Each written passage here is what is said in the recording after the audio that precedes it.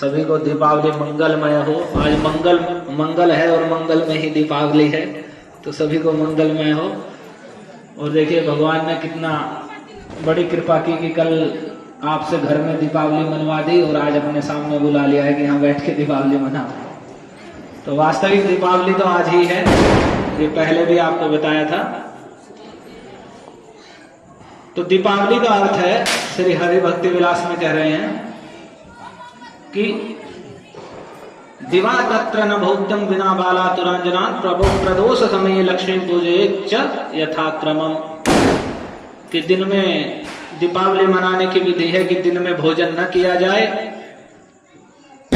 जो बूढ़े हैं या रोगी हैं, बच्चे हैं, उन्हें छोड़ करके अन्य भोजन ना करें। और प्रदोष के समय, इस समय रात्रि के प्रारंभ काल में सोई हुई लक्ष्मी जी की पूजा करें और उनका जागरण करें।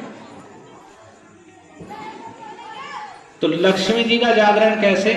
तो आपको जो जानते हैं, जो 4 महीने हैं, श्रावण, भाद्रपद, आश्विन और कार्तिक, ये चतुर्मास कहे जाते हैं। तो इन 4 महीने में भगवान क्षीर सागर में शयन करते हैं। भगवान नारायण इन 4 महीने क्षीर सागर में योग निद्रा में शयन करते हैं। तो देव शयनी एकादशी को वे सोते हैं, और अब आगे जो देव उत्थान की एकादशी आएगी उसे जागरण करते हैं। तो भगवान की निद्रा हमारे जैसी नहीं है, सभी ध्यान से सुनिए, वह योग निद्रा है। तो उससे पहले भगवान आगे जगेंगे देव उत्थान को, तो उससे पहले दीपावली के दिन जो लक्ष्मी जी हैं, वे पतिव्रता श्रोमणी स्त्री हैं, तो वे भगवान से पहले जागरण करती हैं दीपावली के दिन। तो मुख्य रूप से दीपावली लक्ष्मी जी का जागरण का उत्सव है।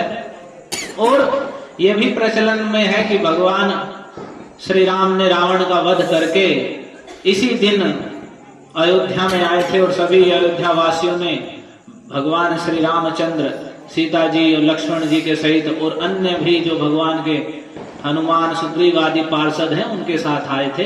तो सभी ने उत्सव मनाया था। तो ये भी लोक में प्रचलित है। तो इसीलिए कि दीपावली में दीप जलाते हैं, और दीप जलाने का तो पूरे कार्तिक ही महत्व है। तो इस समय और आज के दिन, दीपावली के दिन, तो बहुत अत्यधिक महत्व है दीप दान करने का, और भगवान के मंदिर में जलाने का तो अद्भुत अनंत महत्व है। उसका वर्णन ही नहीं किया जा सकता कि दीपावली के दिन भगवान के सामने दीप माला जलाने से, दीपक दिखाने से कितना फल है और कितनी महिमा है। ऐसा करने वाला व्यक्ति भगवान के चरण कमलों में भक्ति प्राप्त कर लेता है, और सब प्रकार के पापों से मुक्त हो जाता है, और सब प्रकार की सुख समृद्धि लाभ करता है। तो अब हम इसमें बताया गया कि प्रदोष समय विप्रा कर्तव्य दीपमालिका दीपदाना तथा पश्चात लक्ष्मी सुक्ताम प्रबोधयेत्। पहले प्रदोष के समय दीप मालिका बनाई जाए, दीपक लगाए जाए बिल्कुल भगवान के सामने, और उसके बाद दीपदान करने के पश्चात में सोई हुई लक्ष्मी को जगाना चाहिए। ठीक है जी। तो दीपदान आप सबने कर लिया है, अब लक्ष्मी जी सोई हुई है, उन्हें जगाना है।